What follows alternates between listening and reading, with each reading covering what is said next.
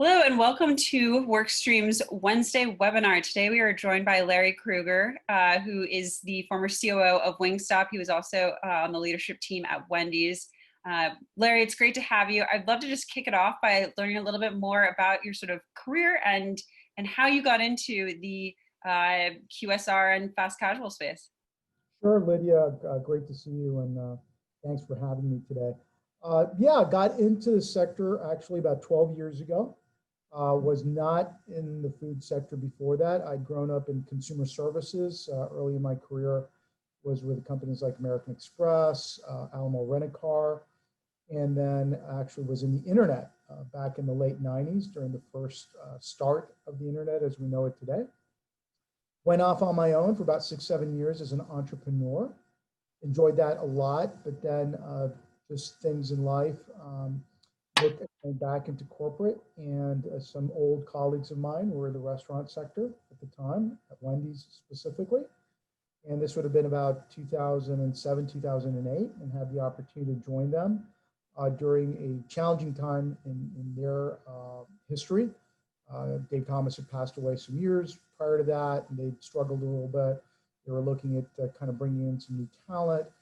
This was about the time that went through a merger with Arby's, actually. So lived through that Wendy's Arby's for about 8 years. Most of my time there was in the international side of the business, international strategy, marketing, development, joint ventures, et cetera. And then had the great pleasure of joining Wingstop in 2015 as it was going through its IPO, initially to head up the international side of the business, and worked with a team there. In 2018, got the opportunity to become their global COO, continuing to keep the international business, but also overseeing the broader operations across its 1,400 plus locations in the US and overseas, as well as working with the team on ops support, at some point or another supply chain, field marketing, operational innovation, et cetera. So now stepped down pre-COVID, decided to come back to kind of an entrepreneurial path, enjoyed the ride significantly at Wingstop, came back to South Florida where I lived for quite a few years and left 12 years ago. So excited to be back here and starting up some new ventures, currently managing partner with Floresta Partners. This is a group made up of a couple of old colleagues of mine from my Wendy's Arby's days. We are in the restaurant investment side. We own a brand in Ohio. We also are in the design side, do a lot of work with companies like Starbucks in the restaurant non-traditional design, and also provide some advisory and consulting work for early stage concepts. That's awesome. It's great to sort of have somebody with so much experience like yourself. With everything that's going on right now in the world with COVID, curious, how are you seeing different brands respond to it, and who do you think are some of the more sort of exemplary, brands to follow as far as what they've done to really take initiative and either institute new technology or processes to address what's going on? Well, obviously, first and foremost, it's clear with the whole COVID situation and the closing down of dine-in, the dine-in experience. There's no question that it's hit hard the most, you would say, the casual dining sector and concepts that are very dependent on dine-in business. And what it has allowed is concepts that are of smaller footprint, have maybe been historically strong in takeout or delivery, to really prosper as people and consumers have had less options, right, as to what they can do. And so I think those that have benefited the most or have excelled are those concepts that have taken advantage of setting up the platform and the framework to execute well on delivery, to execute well on takeout, be it curbside or kind of come in and take out. And we've seen that those brands have done well. They have lower overhead costs, less issues potentially with maintaining a significant amount of staff and labor during times like this. So those, I believe, have clearly won out during these challenging times, and we'll see what is the outcome of the post-COVID world. Yeah, a question that just came in. What do you think are some of the key factors that are leading to success with locations that do not have drive-throughs? So if you don't have a drive-through, what strategies do you recommend, companies employing or, using? Well, first of all, like anything in the restaurant business, you have to have a great product, right? So if you don't have a great product, it's going to be challenging to drive uh, any type of business. But let's assume that's a given. Let's assume you have great product. If you don't have that convenience of a drive-through, um, like I described, Wingstop is a business that doesn't have drive-throughs. It's typically in strip malls, and it's historically been very heavily set on takeout business and rolled out delivery through last year and early this year had the entire country covered. So the ability to deal with customers' orders in a fast, quick way using through technology, pre-ordering, et cetera, being able to have people come in and out of a location quickly, I think is critical while maintaining social distancing and following all the norms necessary. Those are the things you have to look at. Some brands have decided to go down the promotional route, assuming you have the elements of service I've just described as a base. So you just have to have the ability to turn over customers in a quick manner and in a high service touch manner while maintaining, the CDC or general guidelines. One thing that we've seen come up more and more are ghost kitchens. I know that Wingstop is really big on those. What are your thoughts on ghost kitchens, and how do you choose whether or not it's right for you as a company? Ghost kitchens have obviously really been top of mind over the last couple of years, especially as costs of real estate continue to go up, as you look at alternative asset types and trying to keep your overhead costs low. As you look at penetrating high density urban areas that again are going to be quite costly from a real estate perspective. I think ghost kitchens definitely have a place within the asset portfolio of a concept.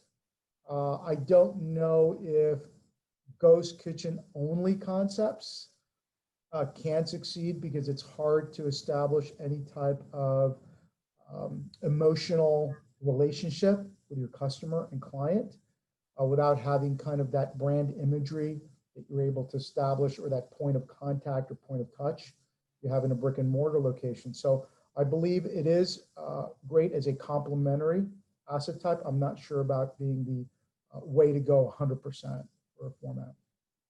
Makes a lot of sense. Another thing we've seen pop up more and more during COVID are subscription services. So I know that Panera, for instance, has something where you pay, as a certain number of dollars a month for unlimited coffee.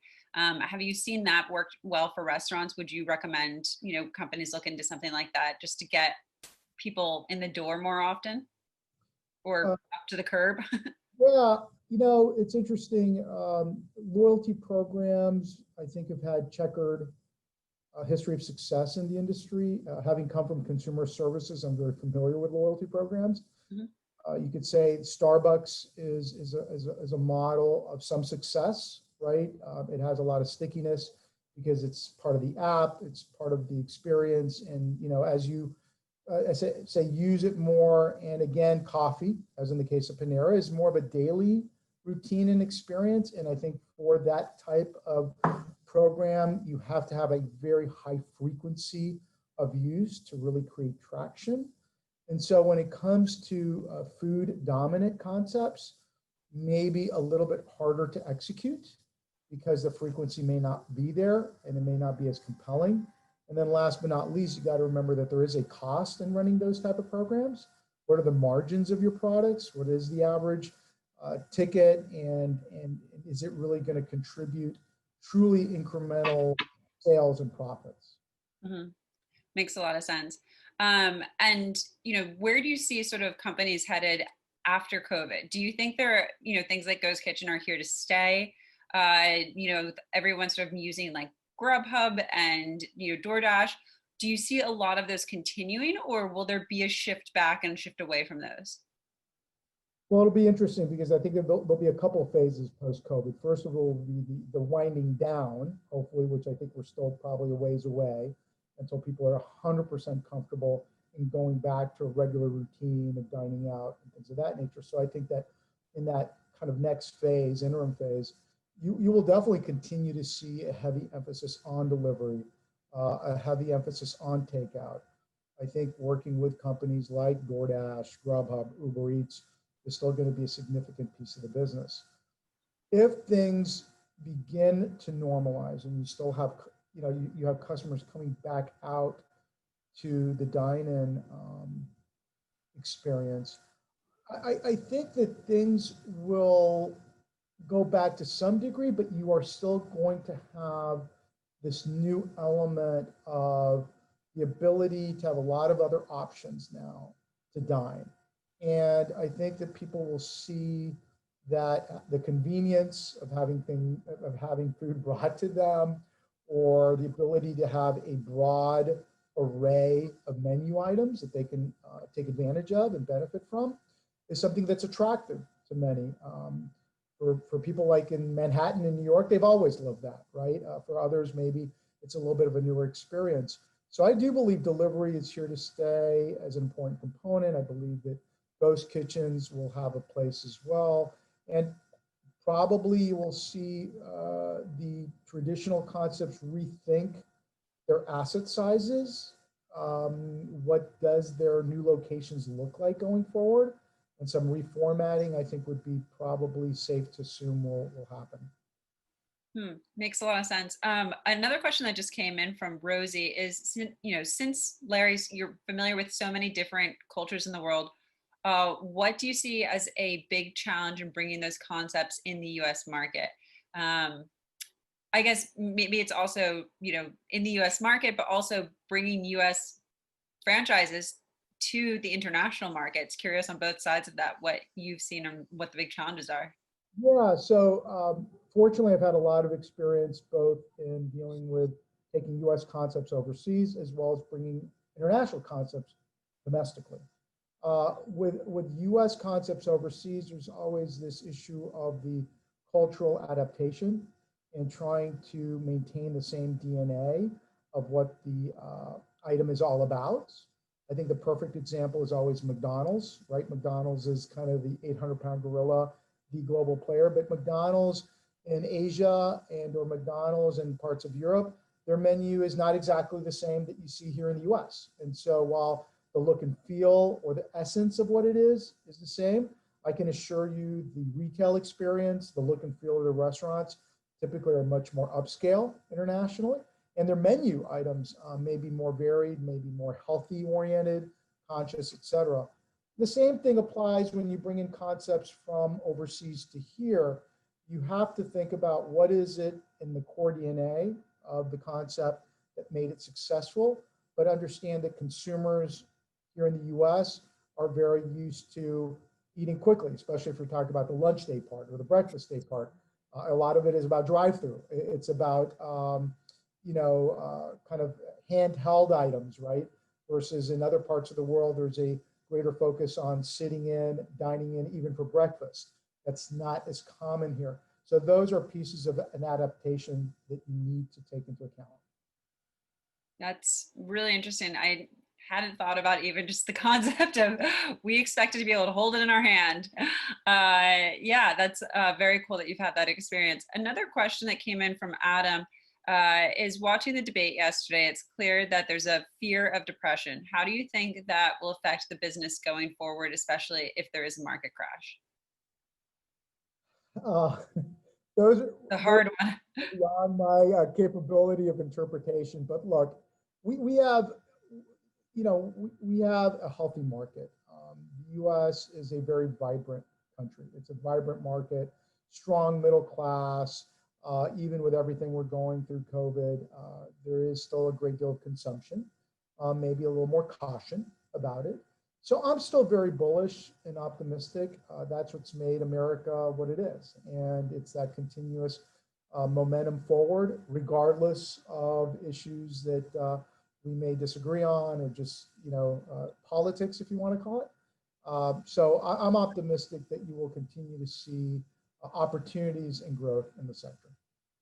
Okay, well, another sort of lighter question is we have Mara asks, so do you believe in doing a market flavor profile research before going into a new international market? First of all, you always should do some consumer research. There is no question about it. My experience, again, having started early in my life in consumer services, you do drive everything from what the consumer needs and demands are. So I'm a big believer in doing in-market research, in-market consumer research, looking at having people get the opportunity of tasting your product, evaluating the experience, the positioning, the pricing. I think it's not wise to just assume that everything that you're doing in the US or in your home market will automatically work somewhere else. And then the challenge for you is how do you still, again, maintain the core DNA of who you are, and yet still being able to adapt to a level for success in that market. And with Wendy's and Wingstop, you had a lot of experience working internationally with them. What were some of the more interesting menu items that were added to other countries? Well, reflecting back on Wendy's, we launched in India, gosh, back in, this has been around 2012, 2013, and we had no beef on the menu.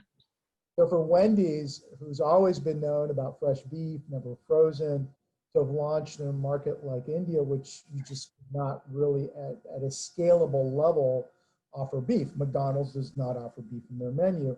And so that took a lot of consumer research, took a lot of consumer insights to understand how do you get the Wendy's persona, the DNA of what Wendy's is, right? About fresh, higher quality products, kind of a cut above when it comes to the fast food sector, and introduce that. And we were able to do that extremely successful with veggie burgers. We did have chicken burgers, and even our famous Baconator was recreated kind of in a chicken Baconator with bacon. We did decide to do bacon, which caught some people off guard, but actually was very well received.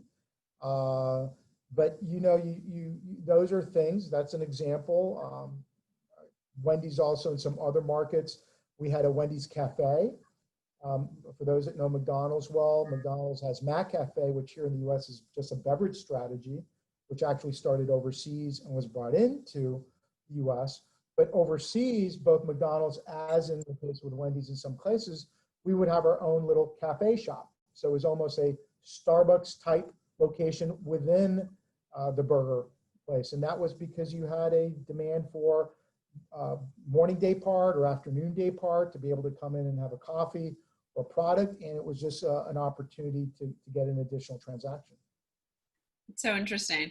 I obviously when I'm traveling, I try to avoid going to, American, sort of the American chain restaurants just to be able to experience something different. But I do remember I once was after like a long trip in Europe. I was like, I just want a hamburger. Like I craved a hamburger so bad.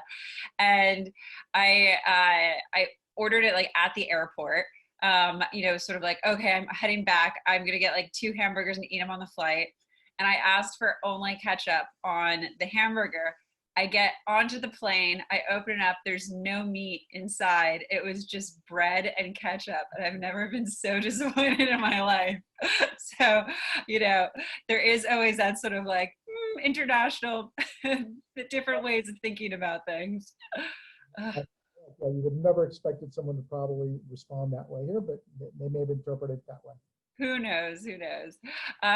So, shifting gears a bit, I would love to chat with you about sort of the hiring processes at, Wendy's versus Wingstop versus the companies that you're at now. We've seen a lot of changes since COVID as people want to do more virtual interviews and, do more sort of like virtual training.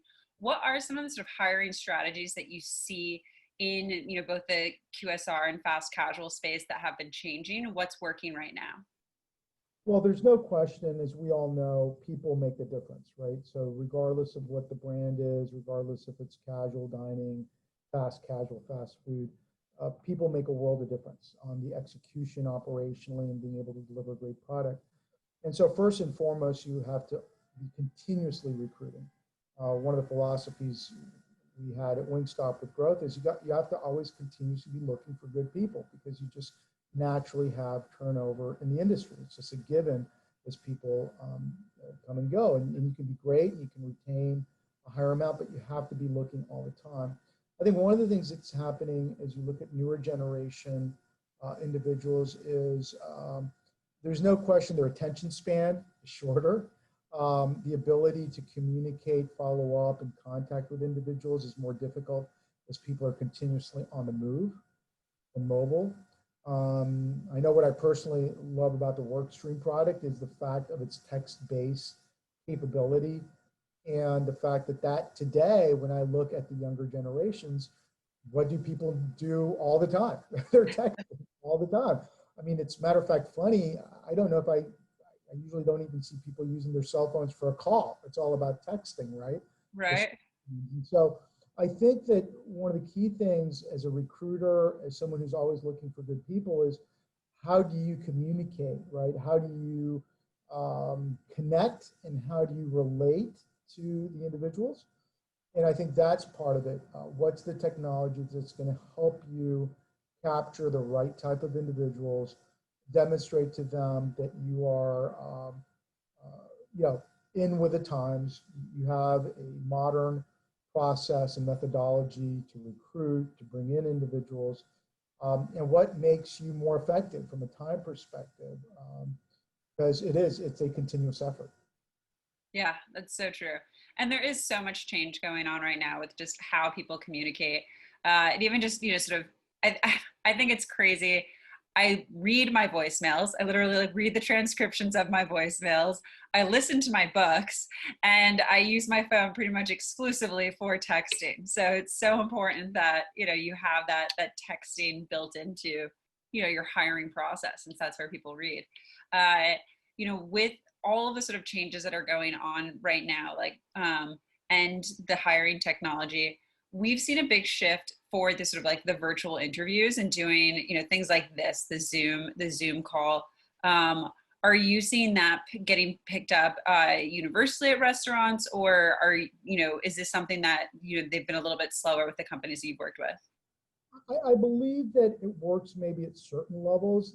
There's always that importance of the more personal touch, right? It's so hard to just recruit individuals without having a face-to-face experience, or being able to kind of socially connect with an individual. I think that for certain levels of jobs, managerial jobs and above, Zoom is a workable mechanism.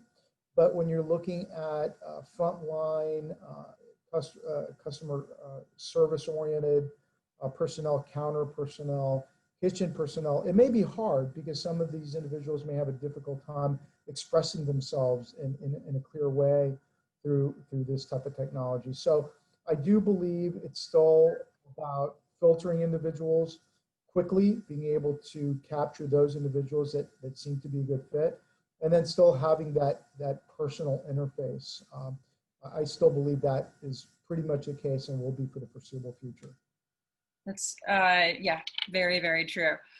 Well, I want to be conscientious of your time. So if people have any additional questions, you can submit them now. Another question I would just love to know is how long do you think it'll be until things get back to normal? Sort of like, what are your predictions? What does the future hold? Well, I'm not Nostradamus, so I can't really say. We'll see. Look, I mean, I'm down here in Florida. Since I've been here for about a month or so, restaurants have begun normalizing, I guess you could say, starting only with dining, outside. The inside of restaurants, I think, have been opened at a 50% capacity. I think there's some discussion now that it's going to go fully normal in the next month or so. And I think we're just going to have to take steps. I think we're going to have to be very conscientious about what happens with, the number of people that may get COVID and/or fatalities, and just take it a day at a time. I think that you obviously need to take steps forward. People want to work, they need that social interaction while still being able to maintain social distancing and being cautious. But I think that things will open up slowly but surely, and we'll just have to keep track. And if you have to put a little bit of a pause button, maybe you do, until we have, obviously, we're comfortable that we have immunization that people can be comfortable to get. And hopefully that'll be sometime early mid next year. The sooner the better. Yeah, completely agree. Well, anyway, thank you so much for your time, Larry. It was wonderful chatting with you. And, you know, if people have additional questions that weren't answered, or if you're watching a recording of this, you can submit questions through the contact form that's going to pop up at the end of this, and we'll pass them along to you. Anyway, thank you again, Larry. It was great chatting to you. Talk to you again soon, hopefully. Stay safe. Thank you, Lydia, as well. Take care. Bye. Bye.